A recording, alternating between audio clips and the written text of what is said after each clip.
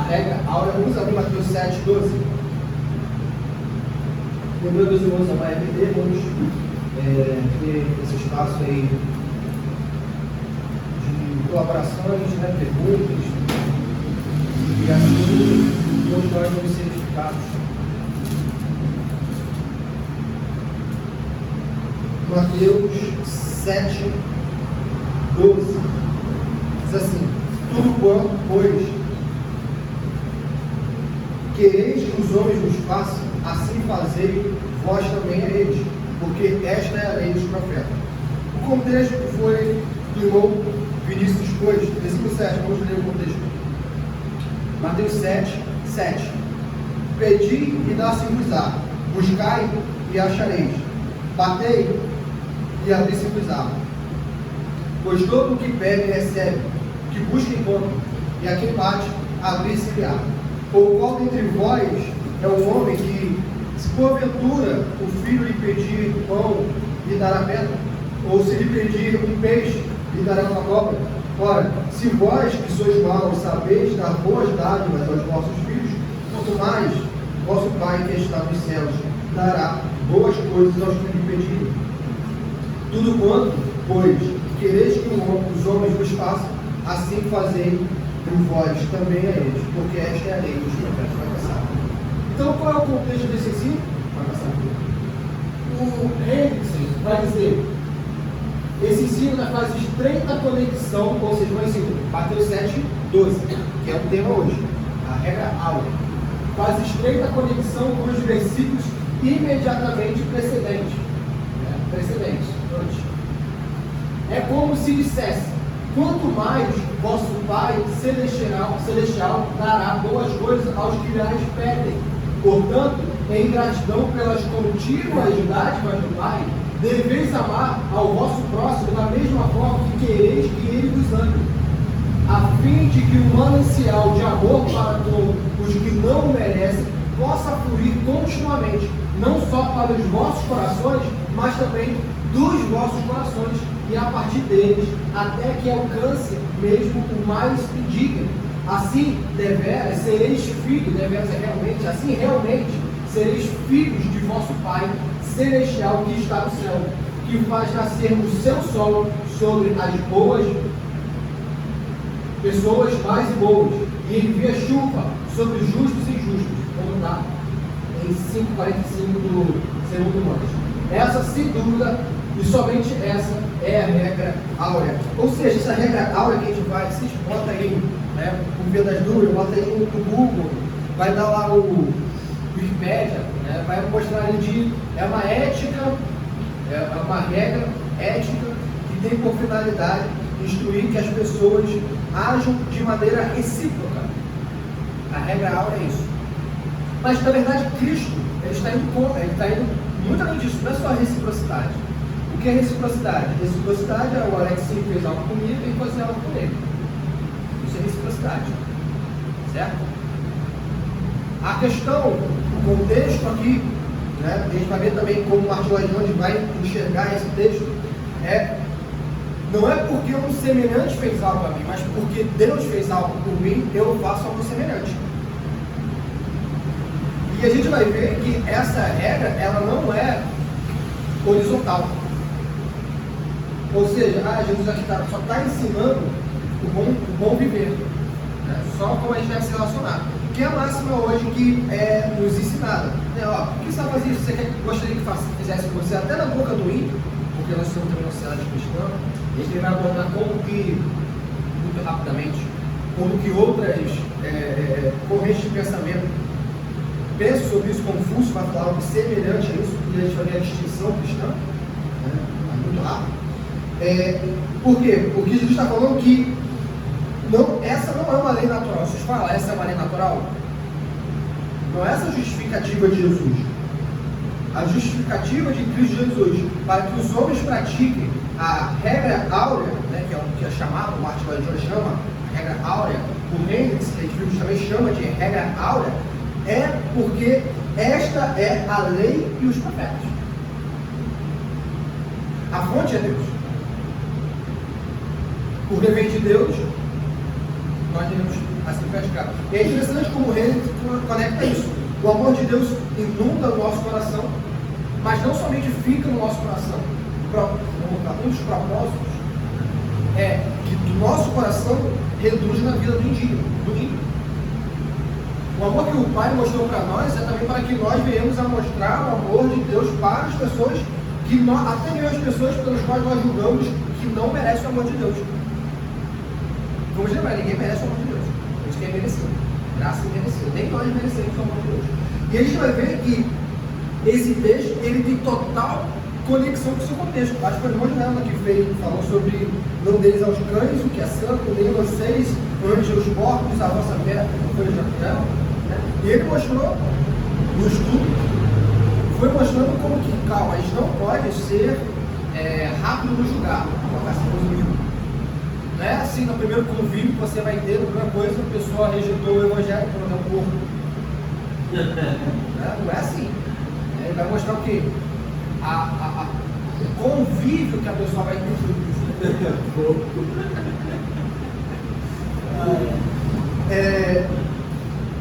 Voltando. Não é assim, você tem que ter um convívio, é o mínimo de convívio que a pessoa tem que ter, e ser tardio no falar, tardio no julgar. O irmão abordou esse versículo de maneira calma e demonstrando também que no fim das contas o evangelho não é, a oferta do evangelho não é uma oferta de peixe.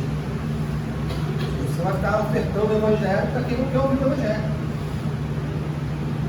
O senhor já falou que não quer, você não vê Jesus pegando os fariseus, sacudindo os fariseus, falando, me ouça. Quem quer ouvir Cristo vai ouvir Cristo. Quem não quer ouvir Cristo vai ouvir Cristo. Nós somos compelidos, obrigados a falar de Cristo para todos. Mas já vamos ver em um momento, com as coisas aqui no estudo, que vão chegar, vai ter pessoas que se enganam. E a sabedoria cristã, Israel apontou isso como que aí nós devemos ter a sabedoria cristã. A sabedoria cristã vai saber como falar, como falar. Contudo, olha o contexto. Tudo quanto pôs direito que os homens nos façam, esses homens também estão em conexão com o versículo 6. Não é porque a gente não tem que dar aos cães o que é santo, nem vocês ante os porcos as vossas pedras, para que não pisem com os pés e voltem-se e vos dilacerem. Não é porque existe esse ensino que a gente não vai demonstrar o amor de Deus para com todos. O fato, eu algumas vezes, falando assim humanamente, por exemplo, se está no seu meio de trabalho, você está com um familiar, que é aquela pessoa que você convive constantemente, depois de tudo está convivendo, vai chegar um momento em que essa pessoa está se trancando no evangelho. Ela se tranca, ela fala, não quero, aí chega. Será que está pregando?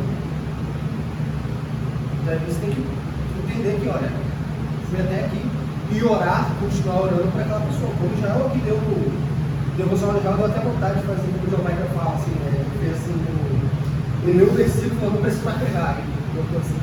Depois do devocional já não está até dar o estudo, porque é isso. A finalidade da regra áurea não somos nós mesmos, é o próximo.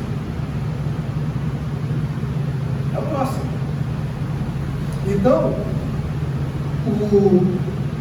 o fato de alguém se trancar para ouvir o evangelho não exclui a necessidade de nós termos a obrigação moral diante de Deus de amar aquela pessoa. E essa pessoa ali se tranca. E quando ela se tranca e ela vê que, poxa, ainda que eu tenha sido duro com essa pessoa, tenha me trancado, impeça que ela fale o que ela deseja falar, ela demonstra amor para comigo. Então, de repente, ela começa a se tornar aberta ao evangelho também. Nesse aspecto. E o evangelho não é uma mera erudição que você quer convencer as pessoas. Eu vou ver isso até acho que foi ele que falou, sobre o caso de uma menina que praticava ali o pecado da sodomia. Acho que você falou isso, né? E ela sempre ficou fechada para o evangelho até que ela conheceu um casal de idoso, não é isso? Um casal de idoso que demonstrou o amor de Deus para ela. Aí a gente vai ali naquela questão complexa, né? Quando a gente fala de amor de Deus, a gente é um amor. Infelizmente hoje não fala de amor de Deus, a gente entende amor com conivência com o pecado. Esses eram cristãos maduros, sérios. Eles amavam, mas não eram coniventes com o pecado. Ao mesmo tempo que eles amavam, eles repreendiam em amor. Tem toda uma história. Né? Eu acho muito bonita. Ela se converte. Ela se converte? Ela se converte. Então, não é... Meus irmãos, a gente vai chegar no número 7. Né? Número 7. Se não me engano, número 7. Na exposição de antes, né? Que Deus nos amou quando nós ainda éramos pecadores. Éramos ímpios. O amor de Deus sobre nós está repousado, ou seja, Deus era favorável, nós tinha a mobilidade, a necessidade, mais cresce aqui debaixo da ira. Ao mesmo tempo, nós estávamos também sendo alvos do amor de Deus no tempo em que isso fosse executado. Mas a grande questão é que, ainda quando nós éramos pecadores, Deus nos amou, a ponto de entregar o seu Filho por nós. Quando a Bíblia fala isso, ele está falando assim, sabe, todos os dias que você acordava, por mais que você faça sua boca que você amava a Deus, você odiava a Deus, porque você não considerava Ele na sua mente, nas suas atitudes, Ele te amava. Ele tinha um plano para que no dia específico você fosse ser chamado. Então, se Deus, que é santo, puro e bom, me amava, quando eu proferi as palavras todas, palavras, às vezes até de blasfêmias, palavras insensatas, por que eu não posso amar o meu próximo que me fere? Por quê? Mais uma vez, esse princípio na revelação falou. Algumas questões são fundamentais para a fé cristã, mas aprender teologia, em certo aspecto, é fácil. Praticar o que se aprende é difícil. Temer o que é regra áurea, demonstrar o amor de Deus ao próximo, todos os outros. É fazer o outro o que você gostaria que fizesse possível. Isso é fácil. Pronto. Estuda isso. Agora, sair e praticar, hoje, amanhã, e não somente praticar, porque isso foi na aula passada sobre oração, perseverança, o final é importunação, e tem outro meio.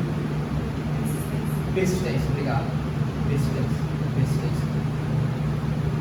Na oração. Né? Na oração para ser atendido. E a vida cristã, ele falou isso, a vida cristã é isso. E a vida cristã é perseverança e insistência em demonstrar amor para o próximo.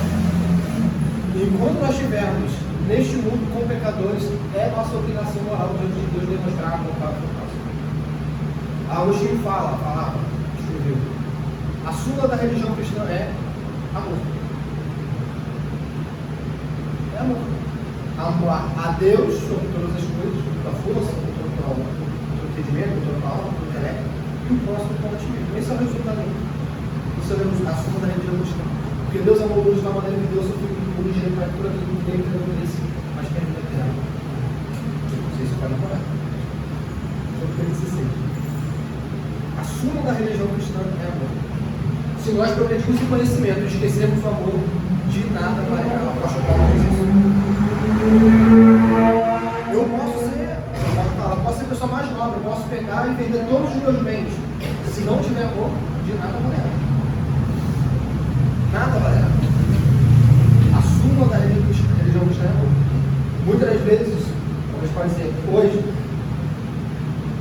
os inimigos da fé se apropriaram do termo amor e corromperam ele, muito possivelmente porque a igreja, há décadas, talvez há mais de um século, falhe miseravelmente em demonstrar amor.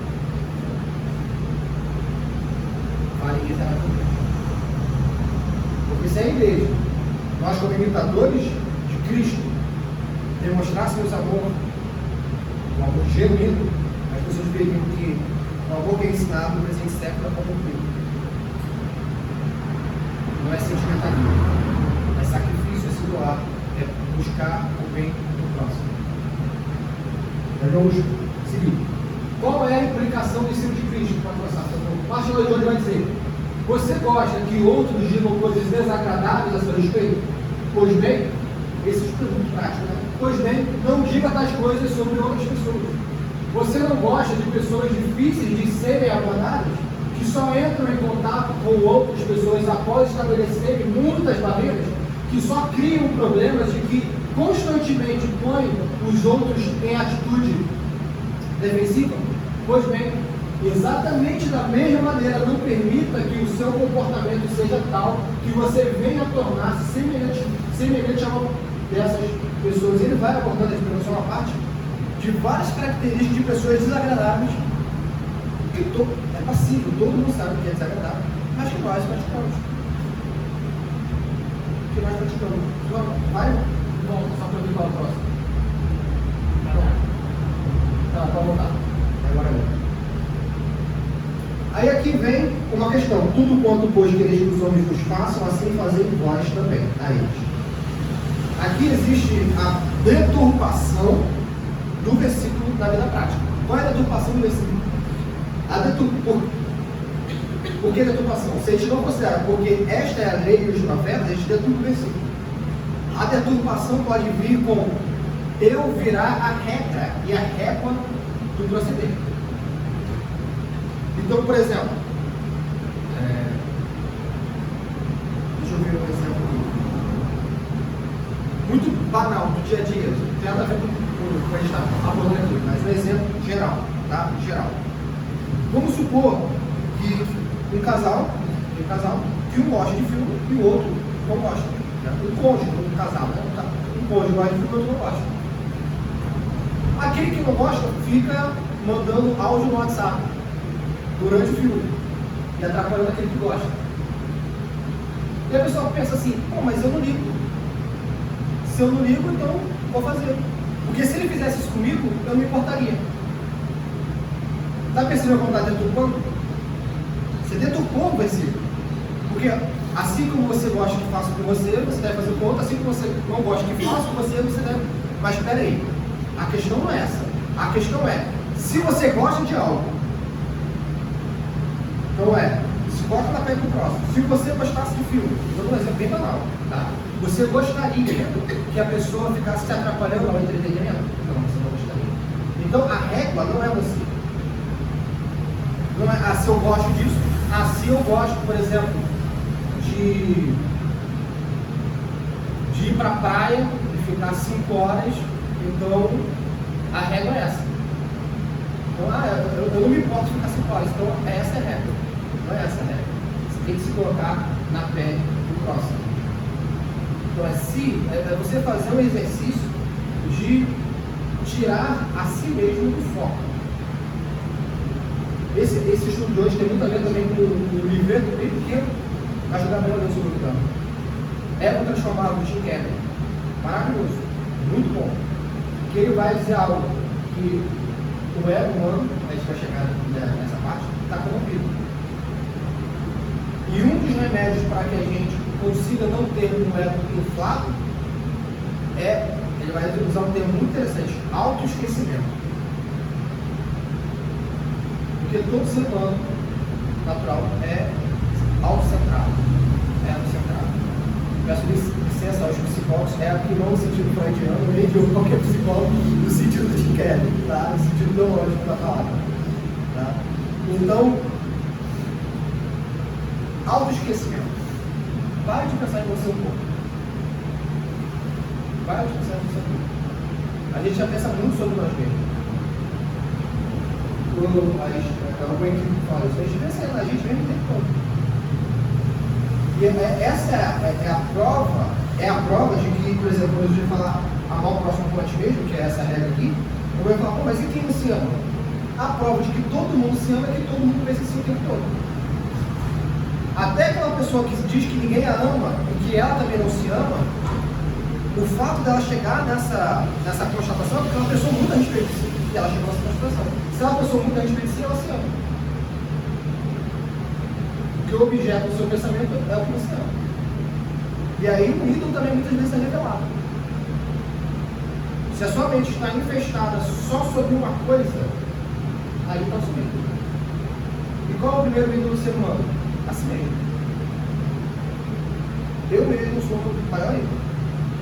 Se bom mesmo, si mesmo sou o nós outros. De maneira que a gente se coloca no trono e a gente julga tudo. Que está ligado que a gente viu no versículo 1 ao versículo 5. Nós somos nossos próprios ímpios. Quem deveria estar sentado no trono do nosso coração? Cristo. Não a gente mesmo. Cristo deveria estar sentado no trono do nosso coração. Mas tira Cristo. Cristo, eu sirvo externamente. Externamente eu consigo servir Cristo, eu mostro para minha família que eu sirvo Cristo, para a minha igreja eu mostro que eu sirvo Cristo, mas nos meus pensamentos eu sou certo. Cristo não tem lugar no pensamento não. O dia todo eu fico pensando em mim. Afinal, eu tenho que ter pelo menos uma parcela para eu ser soberano. Tudo bem, Deus é soberano na realidade, mas na minha cabeça eu sou soberano. Não tem. Então, é mentira. A Bíblia é totalmente clara. Não importa quantos estudos acadêmicos saem. Todo ser humano se ama. Isso é uma condição natural. Ela pode muitas vezes se frustrar porque ela vê que o nível de amor que ela tem por si mesma não condiz com o nível de amor que as pessoas demonstram para si. Aí a frustração dela não é porque ela não se ama, mas porque ninguém ama do jeito que ela se considera. Mas nem ela sabe disso. Aí ela fala o quê?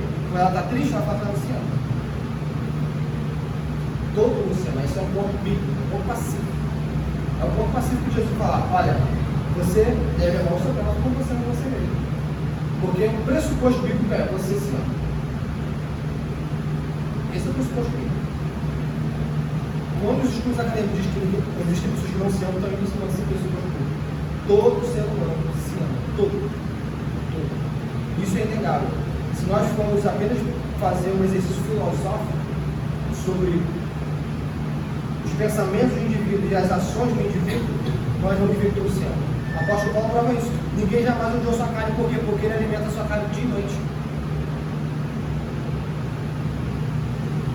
Se ele se alimenta, ele se ama, porque ele cuida.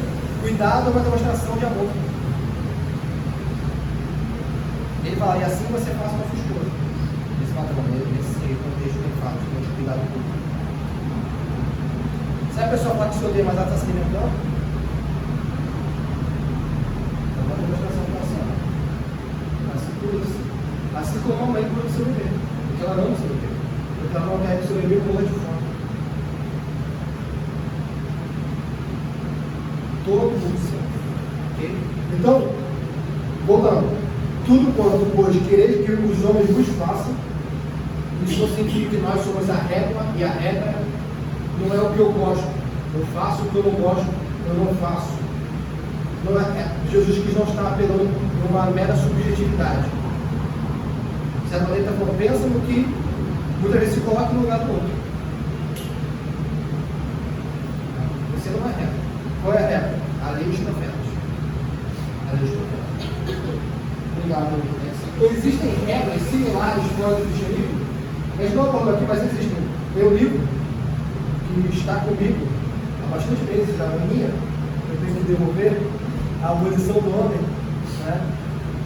E ele vai falar sobre isso. O processo ele vai mostrar que determinados aspectos da lei moral é perceptível em culturas pagãs. Isso é uma demonstração que ele vai usar ali apologeticamente que Deus existe. E é algo que o irmão se expôs em Romanos, que todo ser humano tem a norma da lei gravada no seu coração. Então, de certa maneira, por mais que bem obscuro e bem corrompido também muitas vezes, pessoas ensinam isso aqui, fora da religião cristã, mas não de maneira 100% certeira. Confúcio ensina mais ou menos isso de uma maneira negativa, ele vai falar: não faça ao outro que você não gostaria que fizesse com você, não vai ser nesse sentido. Confúcio vai ensinar algo semelhante a isso. Mas a questão não é essa. A questão não vai passar. Ah, passou já? Então, é que existem importantes diferenças entre a verdadeira regra áurea de Cristo e outras tantas regras similares que nos advêm das religiões não cristãs, ou que são favorecidas por religiões liberais. Deve-se admitir que essas regras têm um valor relativo, ou seja, tem certo valor, óbvio. Então, a gente pega o nome dessas coisas. O sistema jurídico romano tinha coisa correta? Óbvio que tinha coisa correta. Eles tinham uma coisa da lei para nós. Ou a gente acha que os romanos estavam errados quando eles disseram que traição é ruim. Como todos os povos do mundo sempre foram contra a traição. Não. Acho que eu vou falar qualquer pessoa que fale traição é ruim mesmo. É ruim. Então essa é a norma da lei trabalho com essas pessoas. Em certo sentido, os descrentes fazem o bem. Aí está os textos bíblicos. Todavia, há diferenças importantes entre a regra áurea de Cristo e qualquer outra que se lhe possa assemelhar. Essas diferenças são as seguintes, pode passar. Primeiro, isso está entre chave, né? Capacidade humana ou incapacidade humana. Qual sentido? Para os não cristãos, ou os cristãos liberais, o homem é capaz de cumprir isso aqui. Mas vamos fazer um exercício dedutivo, um exercício lógico. O pastor Ricardo expôs aqui, semana passada, né, que é um dos propósitos da lei, acho que ao final desse ano, é que toda boca se cale e todo mundo seja culpado perante Deus. Isso foi exposto aqui semana passada, não foi? Então a lei é impossível ser cumprida, certo? Impossível. Tá, então se esta é a lei e os profetas, esse ensino da lei áurea, essa regra áurea, é o resumo da lei dos profetas, e se a lei é impossível de ser cumprida, logo, é possível cumprir isso aqui? Em sua extensão máxima? Não é possível. O homem, portanto, é incapaz de cumprir isso aqui. Meus irmãos, a gente vai lutar contra a idolatria do nosso coração até a morte. Quem acredita que venceu a idolatria, talvez tenha um cruzeiro ali que a pessoa nem sabe. Todo ser humano luta, deve lutar, todo cristão, na verdade, todo cristão deve lutar insistentemente, perseverantemente, contra os ídolos do seu coração, a começar contra si. Esse ego inflado, esse egocentrismo, esse pensar demasiadamente a respeito de si mesmo. E ficar, fulano disse isso, disse aquilo, mas eu acho que fica sempre se autovalidando e sempre. Isso aí é uma demonstração. Então, a incapacidade humana. Um profeta religioso não cristão, ou seja, os não cristãos, considera sua regra como uma exigência que o homem é capaz de cumprir através de suas próprias forças, ou, na melhor das hipóteses, através das forças de alguém ou de algo, a parte do Deus verdadeiro, que se revelou em Jesus Cristo. A Escritura nega enfaticamente que o homem tenha tal capacidade. Sem a operação do Espírito Santo no coração e na vida dos filhos de Deus, é impossível uma incompetência, mesmo em princípio, sobre a qual possa repousar a plena aprovação de Deus. Eu pedi para que o Gabriel Martins, João 3 a 5, leia, Vinícius, 2 Timóteo 3, 2, Tayane, Tito, não é Tito 2, é Tito 3, 3. 3, 3. Israel, Romanos 7, 24. Tá bom? Aline, 8, 3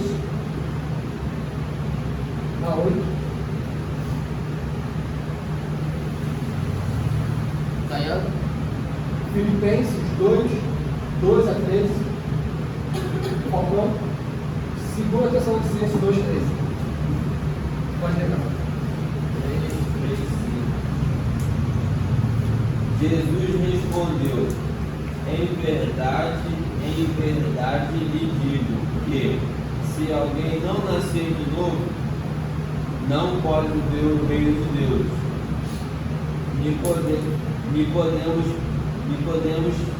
Nicodemos perguntou: como pode um homem nascer sendo velho?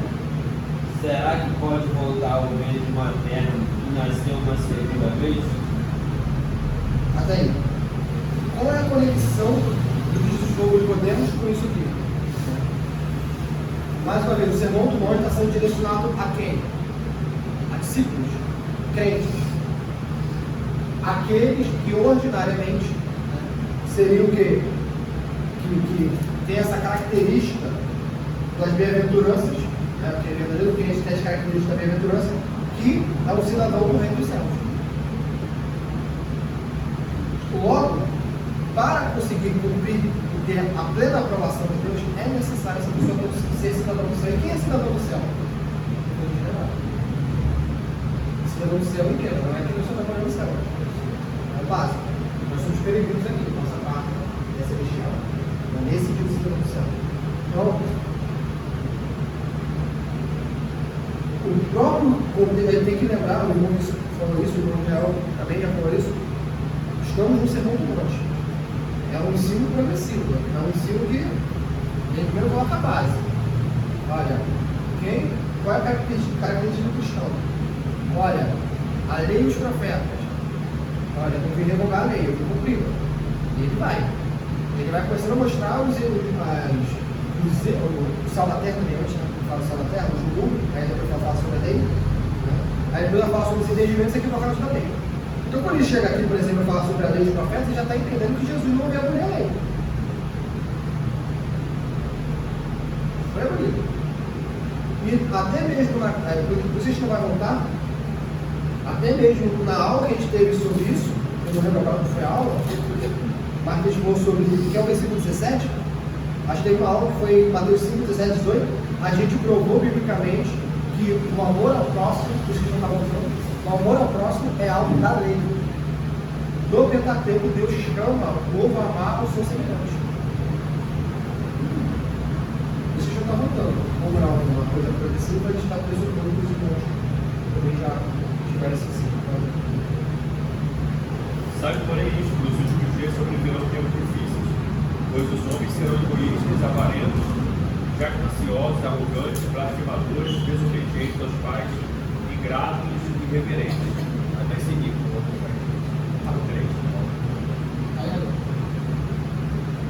Pois nós também, outrora, éramos nécios, desobedientes, desganados, estávamos vivendo a sorte de paixões e prazeres, vivendo malícias e inveja, odiosos e odiando uns aos outros.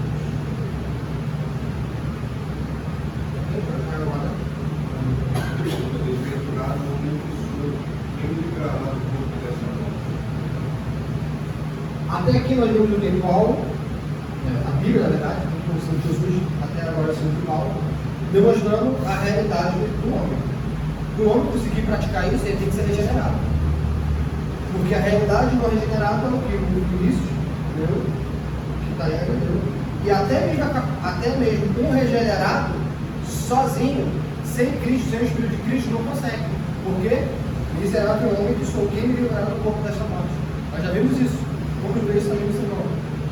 Mais para frente. Verbo do presente. Sou. Paulo, como apóstolo de Cristo, considera-se miserável. Por quê? Porque ainda é pecador. E até mesmo o pecador, até mesmo o regenerado, não consegue cumprir isso aqui. Ele necessita do Espírito.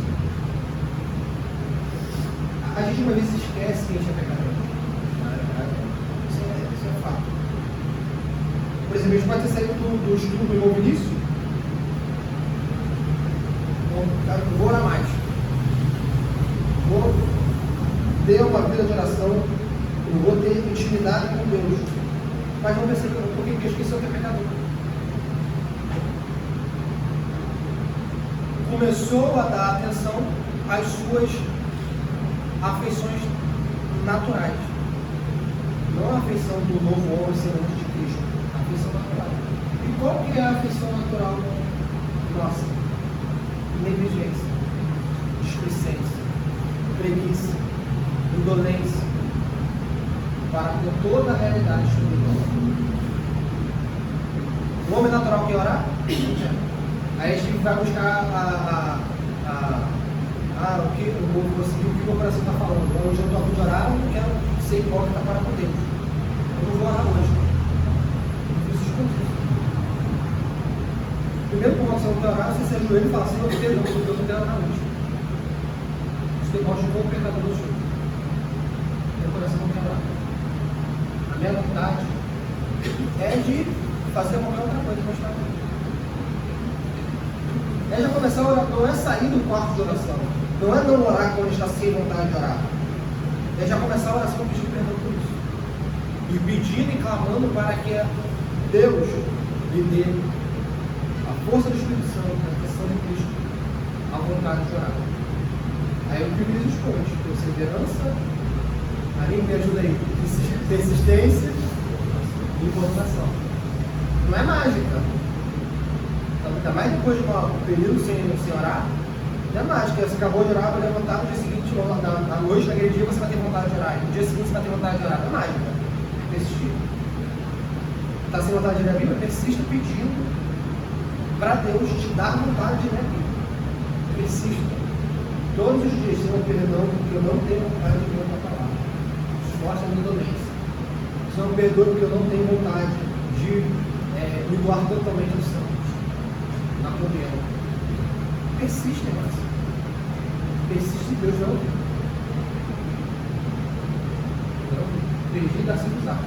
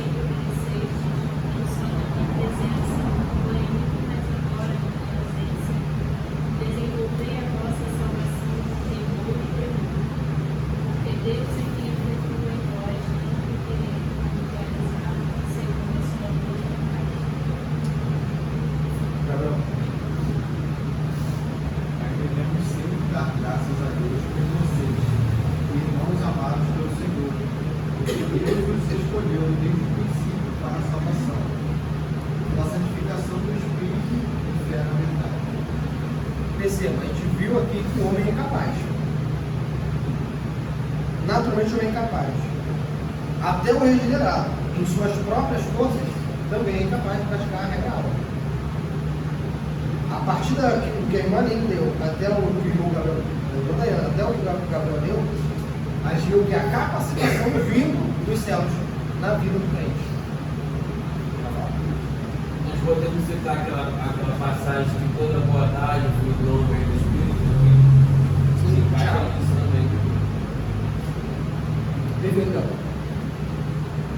E a gente vai terminar com o versículo após esse. Não após esse. Nesse contexto da Epístola de Tiago, não vou mudar essa após esse. Mas é nesse contexto. A gente vai ver, a gente viu da incapacidade humana, porque aí, mais uma vez, a gente perverte o ensino, né? A sua homem é incapaz, isso eu não vou fazer. Não, o homem é incapaz naturalmente. O regenerado confiando em si mesmo é incapaz também. Contudo, o Espírito Santo é quem efetua em vós, Deus é quem efetua em vós, não poder como realizado, não está indo isso. A fé cristã é isso. A fé cristã, vamos dizer, é ação. Ação na mente, ação no corpo, para fazer uma separação, tá? O coração aqui eu já contempla tudo, né? Mas eu vou fazer uma separação aqui. Ação na mente, ação no coração, como eu vou colocar aqui na afeição, né? Na mente, na afeição e na ação do corpo. A religião cristã é ação. Se Jesus morreu por mim e me ama até o ponto de entregar a minha vida, então começa na mente. O trono da minha mente vai ser de Cristo. Cristo que vai reinar em mim. As minhas afeições, os meus apetites, meus deleites, têm que ser direcionados a Cristo. Porque se Ele me amou, como não amá-lo? Se Cristo se entregou por mim, como não me entregar por Ele? Para Cristo não está aqui fisicamente. Tá? Não fala, se você não ama com alguém, você vê, você não ama quem você não vê. Deus. É impossível alguém dizer que ama Jesus e não ama a noiva de Jesus. Quer demonstrar que ama Jesus? Mente, afeição e ação externa. Pegando-se ao seu semelhante. Primeiro a igreja de Deus. E depois, até mesmo, aquelas pessoas que não se converteram, não creem em Deus, mas que são alvos do amor. Que Deus exige de você. Ordem de prioridades. Aí é que é muito importante também a ordem de prioridades. O religioso liberal tem a tendência a estar fazendo o quê? Está no contexto de separar o entendimento equivocado, certo? Que as pessoas têm da regra áurea, ou outras religiões pagãs, que são pagãs, que têm um ensino semelhante, mas corrompido, e o ensino verdadeiro. Primeiro foi o quê? A religião pagã pode se assemelhar, mas ela é distinta porque ela diz que o homem é capaz de cumprir isso. Ela diz que o homem é capaz de se colocar no lugar do próximo. Agora, um outro equívoco, que é a ordem de prioridade. Jesus dá uma ordem de prioridade. A religião natural, liberal e tudo mais, é tudo religião natural, inverte essa ordem de prioridade. A ordem de prioridade começa no próprio homem. Nós somos afeiçoados mais à religião natural, por natureza. É por isso que para a gente é um pecado mais grave trair a esposa do que falar com os Deus irmãos. Por quê? Porque a nossa ordem de prioridade é um pecado maior, que é contra o próximo, do que contra Deus. Eu dou um exemplo bem, não vou de explicação, tá? Bem, tá? Por exemplo, é muito mais pecado, porque quem peca contra a esposa peca contra Deus. Eu dou um exemplo bem ralé. Mas é nesse sentido que para a gente, esses mandamentos que são para o homem, para nós, tem mais validade. Ou nós não nos esforçamos muito mais, vamos fazer uma autoavaliação. Nós nos esforçamos muito mais para cumprir do quinto ao 10 do que do primeiro ao quarto. Todo mundo se esforça muito mais para honrar pai e mãe, para não matar, para não adulterar, para não furtar, para não dizer falso testemunho, para não cobiçar, do que se esforça para ter Deus como seu único Deus. E começar como a gente falou, manter você meio que centro das suas opções. Todo mundo se esforça muito mais na segunda parte do que para não ter imagem de Deus. Todo mundo se esforça muito mais para proferir palavras para sua esposa, palavras de afeto e de carinho, do que referir a sua língua para não dizer o nome de Deus irmão, que é a terceira mandamento. Todo mundo se esforça muito mais para falar com seus pais, com sua esposa, com seus amigos, do que referir a sua língua para falar com Deus irmão. Todo mundo se esforça muito mais no seu proceder dentro do seu lar com o seu semelhante do que o proceder no dia do Senhor.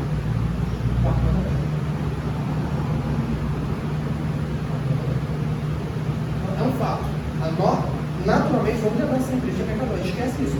Nós somos pecadores. Isso é para nós também. A nossa ordem de prioridade é completamente invertida naturalmente. Naturalmente, se a gente for seguir só os nossos pensamentos, parar de ler e meditar na Bíblia, parar de tentar ter um pensamento pautado na palavra de Deus e começar a ficar só nas suas bons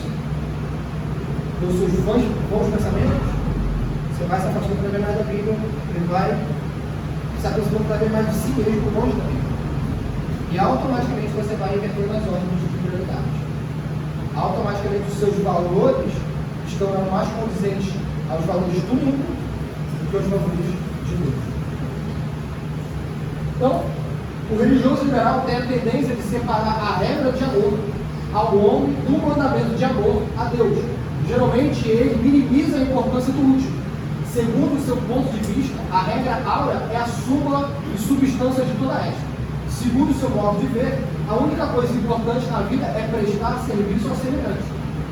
É em apoio desse argumento que apela para a regra áurea de Cristo. Porém, tal apelo é injustificado, porquanto no sermão a regra áurea é precedida, o que vem antes?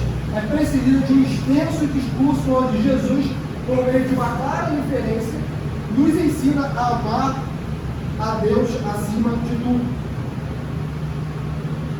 O foco primeiro é em Deus. A vida cristã primeiro é pautada no seu relacionamento com Deus. Ninguém vai salvar o seu casamento, vai ter paz no casamento se não tiver em regra. Não em regra, sim. Vai ter uma paz que a Bíblia promete, melhor dizer, vamos ter que limitar aqui, a paz que a Bíblia promete de um matrimônio cristão, ninguém vai ter se não tiver antes paz com Deus. Ele pode ter uma aparência de paz, uma falsa paz, que é uma paz que muitas das vezes várias coisas para debaixo do tapete. É uma paz que muitas das vezes esconde a mágoa. É uma paz aparente. Mas a paz que vem de fato, genuinamente no matrimônio, no relacionamento, é a paz que precede ela, a paz com Deus. A paz com Deus. Ninguém vai conseguir cumprir a lei áurea, a regra áurea, sem antes devotar-se com todo o seu coração, ou buscar devotar-se com todo o seu coração a Deus. Ninguém. Então, Jesus não está ensinando aqui um mero ensino horizontal. Ensinando uma mera doutrina horizontal. Começa no vertical. Nossa relação com Deus. Nossa relação com Deus. Amor de Deus é aqui. Meu amor ao próximo. Bom? Vamos tudo para a consideração?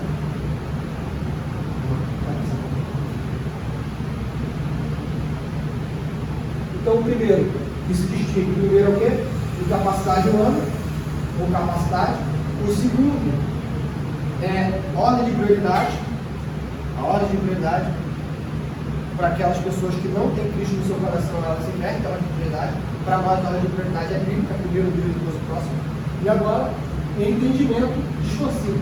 A mesma pessoa que comete o erro indicado no item 2, ou seja, na palavra anterior, geralmente também entende mal o propósito da regra, como se ela significasse, portanto, tudo que quereis que as outras pessoas façam por vós, assim também fazer por elas, porque no fim disso terás recompensa. Então, a gente faz assim, né? O misticismo, o monoteísmo, a lei do universo. Se você fizer um bom dos outros, o universo cooperará para que algo bom aconteça com você. É isso que os ensinam hoje. Você vai no trabalho, começa a falar de doação, só vai trazer essa, entre nós pode dizer, né, essa bobagem. É isso? Eclesiastes diz o quê? Não é do prudente. Eu vou lembrar agora não é do prudente, não é do sábio, como? Não é daquele do mais veloz do prêmio. Não é porque você pratica, parafraseando Eclesiastes, né? Não é porque você pratica a boa ação que você não recebe a boa ação. E aí que a nossa regra áurea para muitas vezes. Eu faço com o outro aquilo que eu gostaria que fizesse comigo, se o outro também fizer comigo. No momento que ele falha, eu também vou falhar com ele. Aí a gente adota o quê? O código de Abraão, e não a lei de Deus. Olho por olho, dente por dente.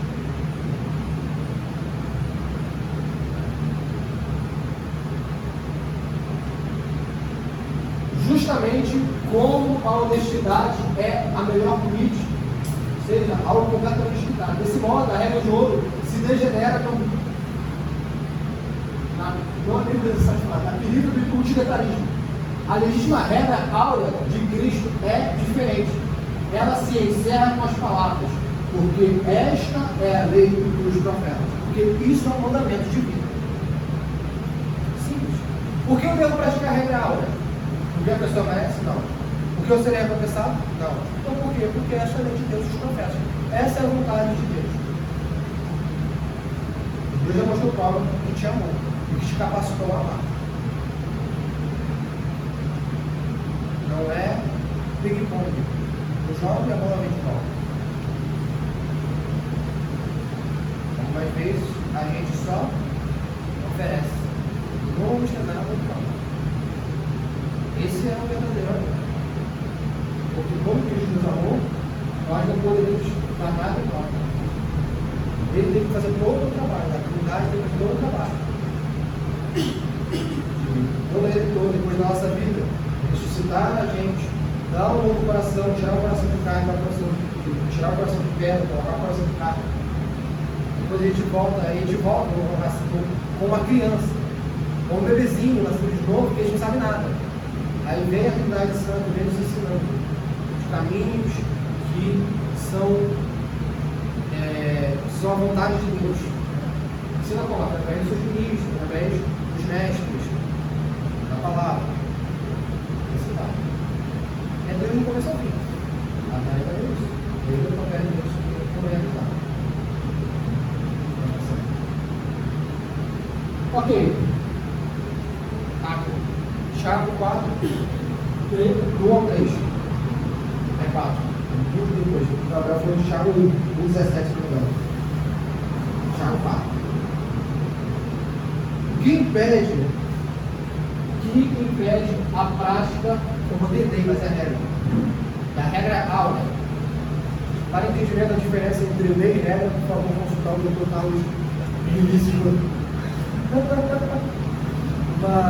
Uma conversa, não é consulta, porque hoje é dia do Senhor. Uma conversa. Sem horário. Pode ter, por favor, lá.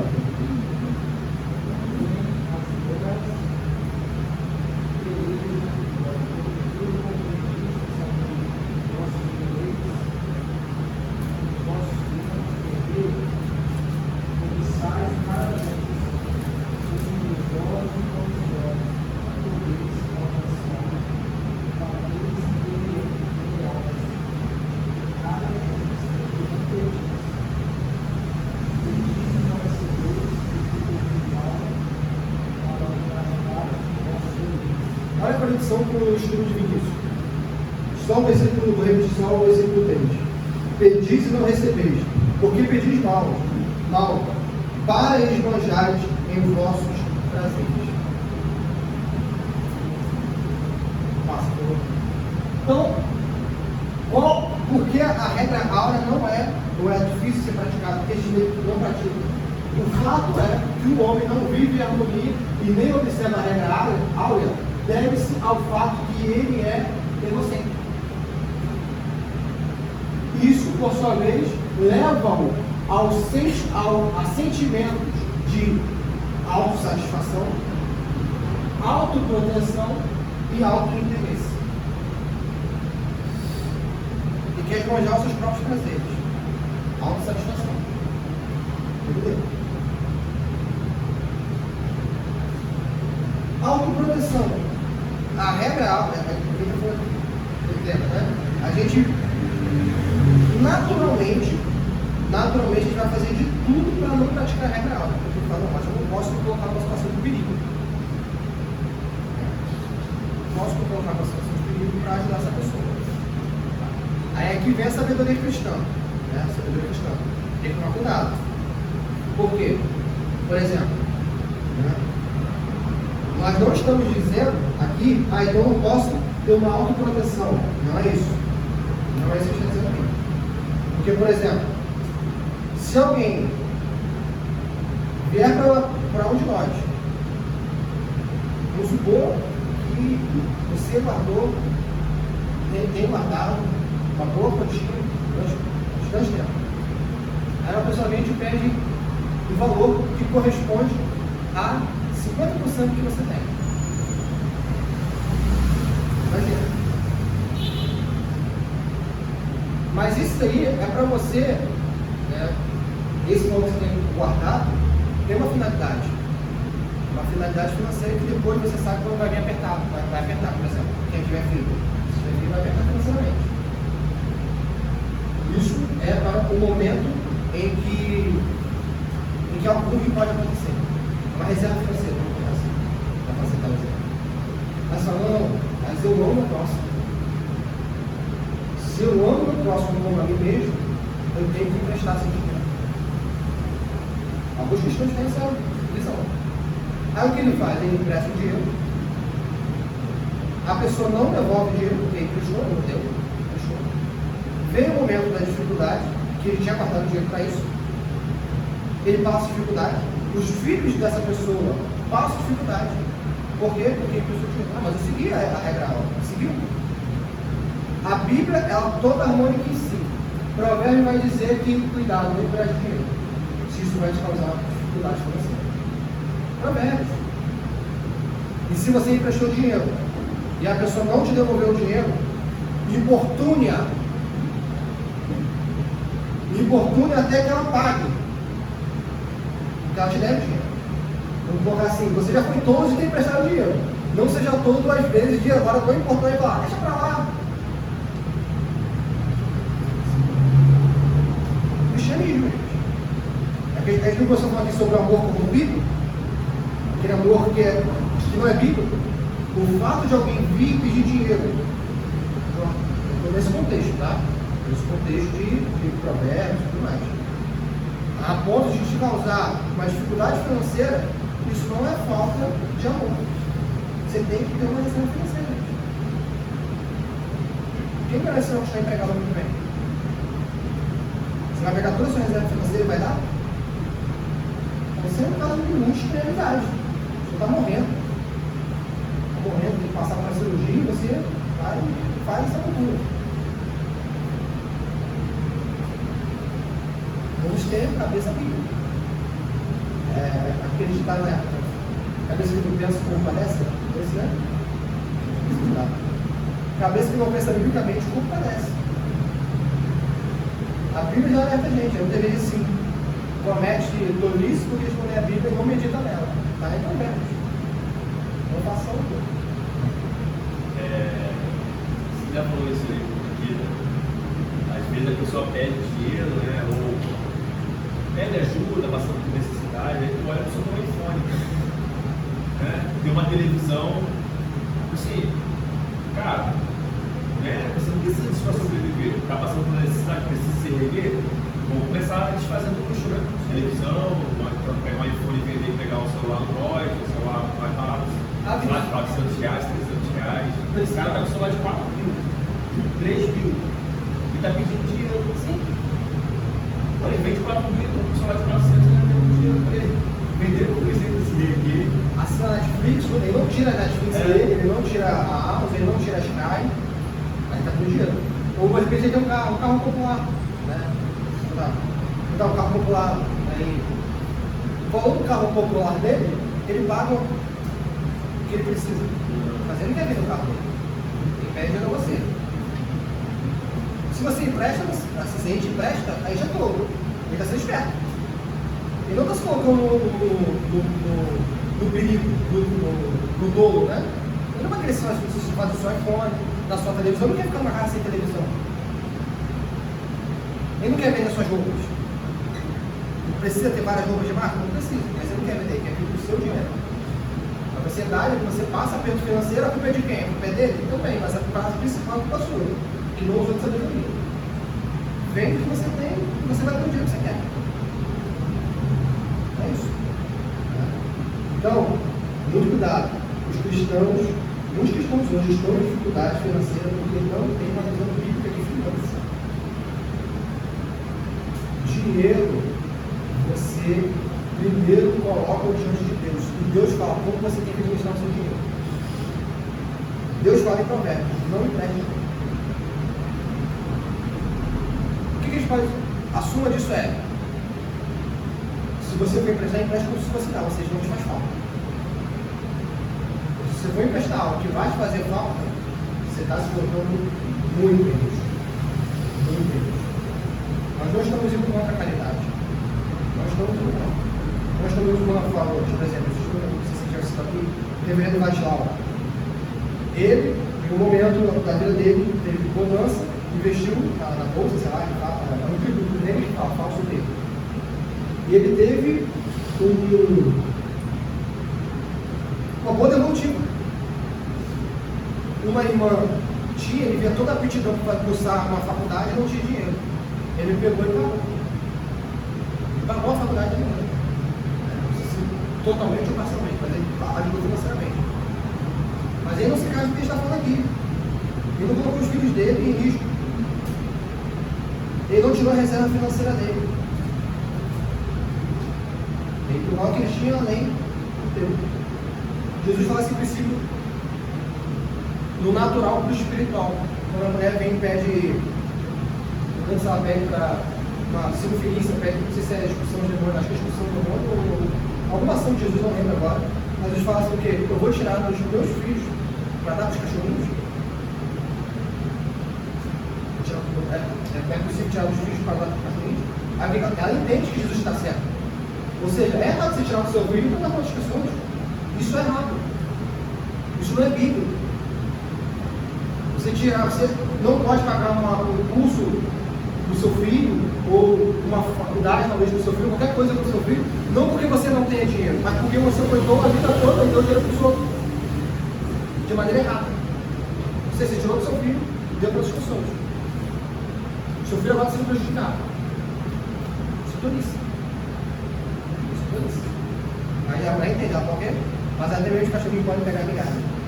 Aí a gente vai mencionar. Você pode ajudar a utilizar isso como na passagem que Paulo fala de Macedônia. Eram além do que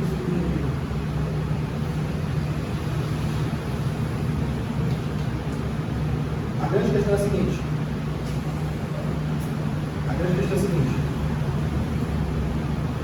Uma coisa,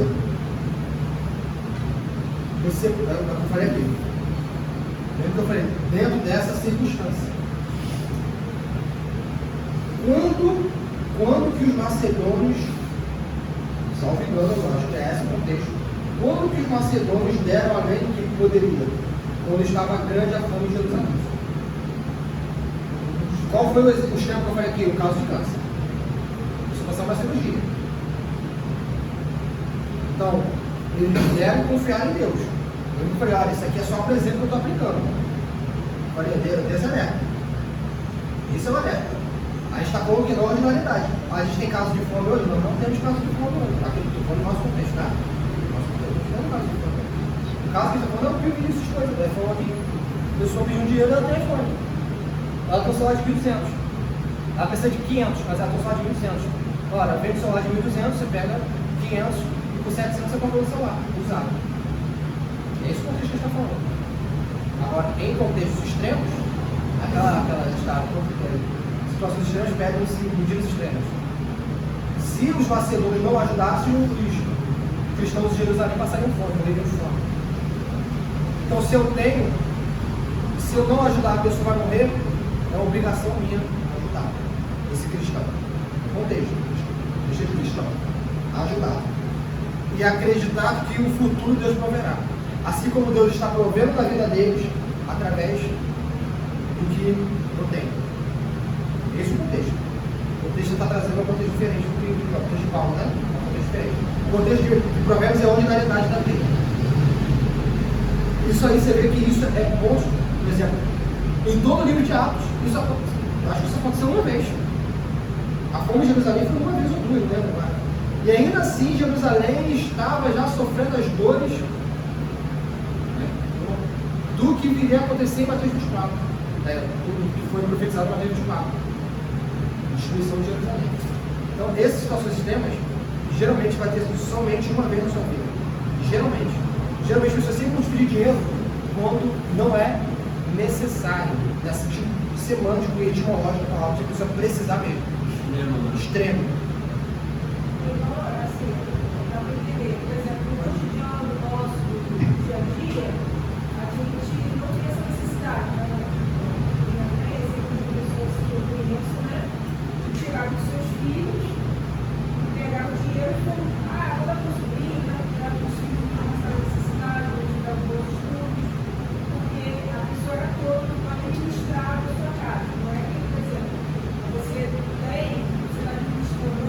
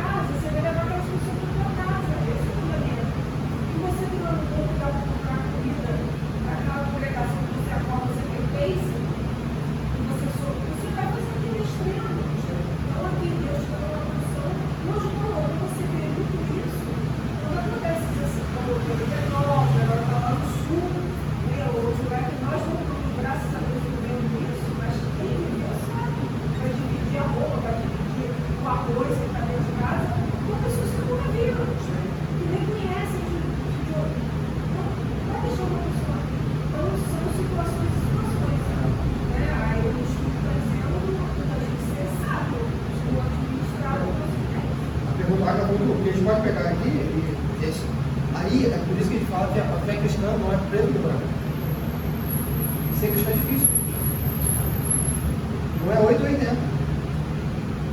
Aí, tem a situação que nós estamos ordinariamente da vida.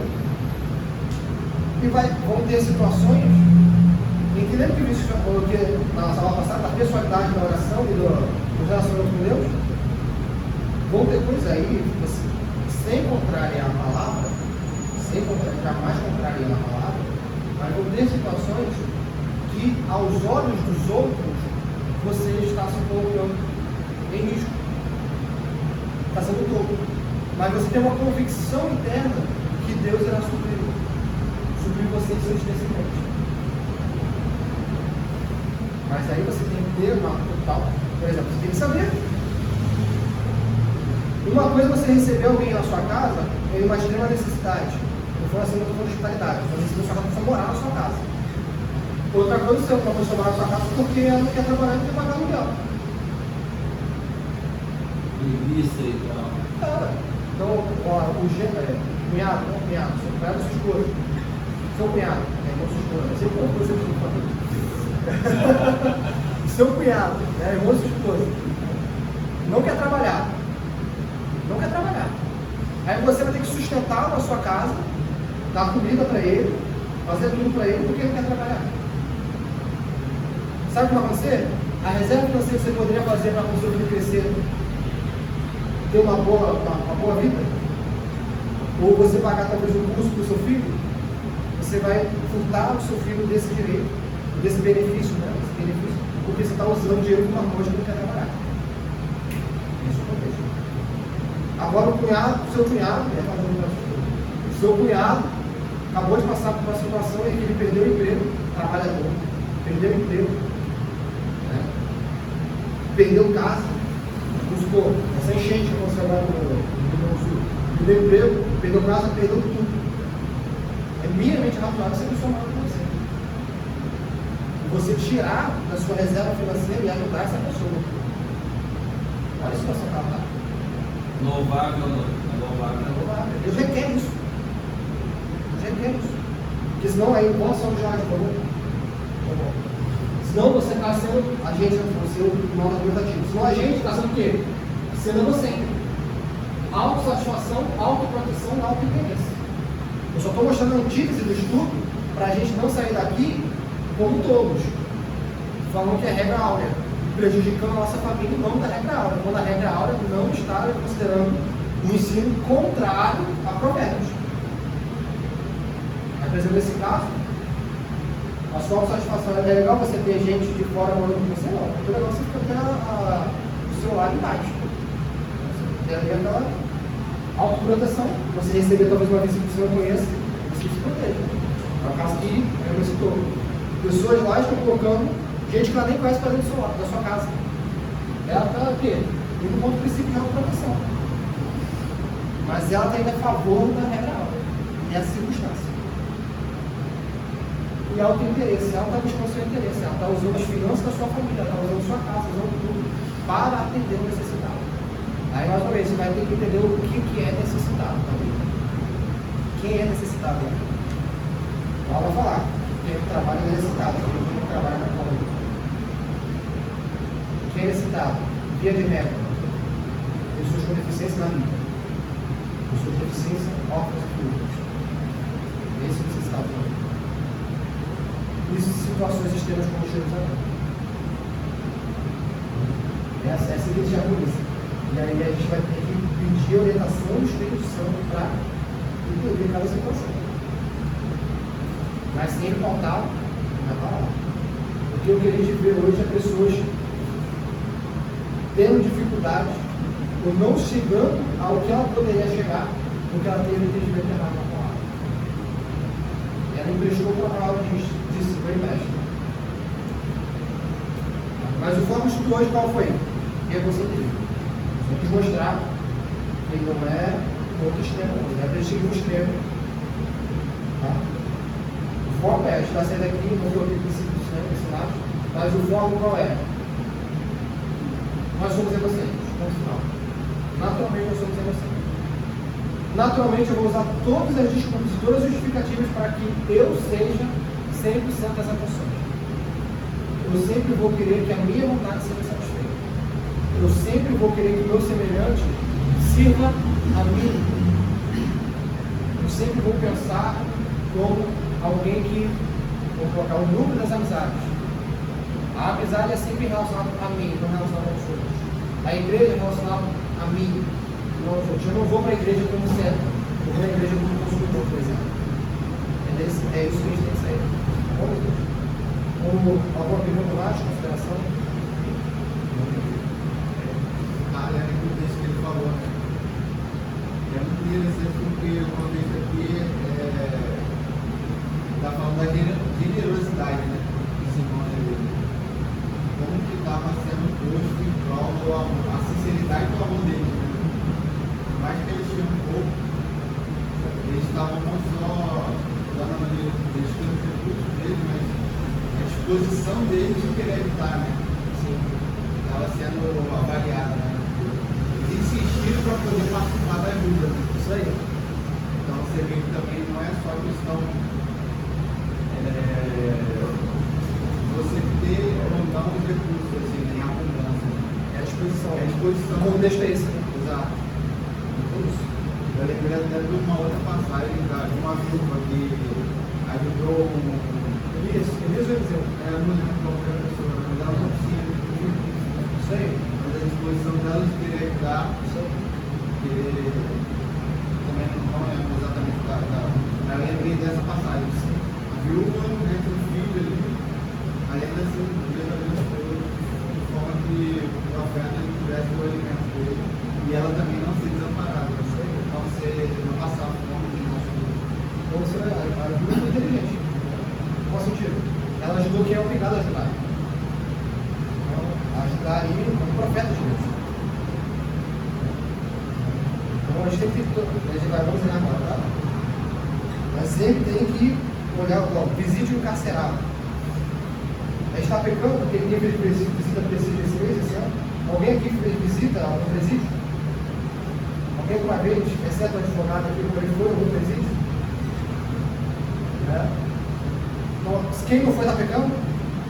Não, o encarcerado ali é quem? O encarcerado ali são os cristãos que estavam presos por causa do evangelho. Esses são os encarcerados. É errado quem tem o ministério nas prisões? Não é errado. Mas é um dever ter que ir visitar todo prisioneiro? Não é isso aí que eu estou falando.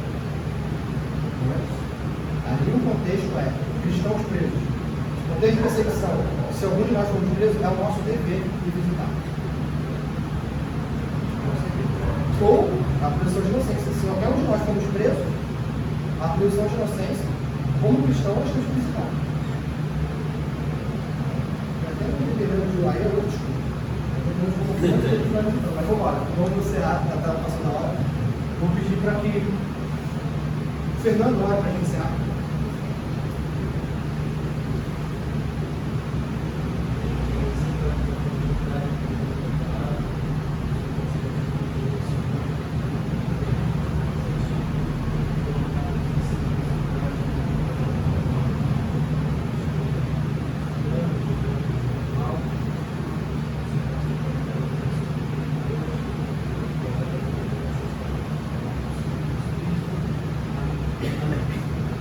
Como eu falei só vou repetir, hoje eu de novo. Semana que vem, dia das mães, normal vai vender, 9 às 11. Curso de noite, de 7 às 9, normal. Única excepcionalidade, não terá categoria. É a única excepcionalidade, tá? Tudo normal. Categoria não teremos. Então, a igreja será aberta às 8h30. Quem chegou às 8h30, a gente esperava que fosse aberta.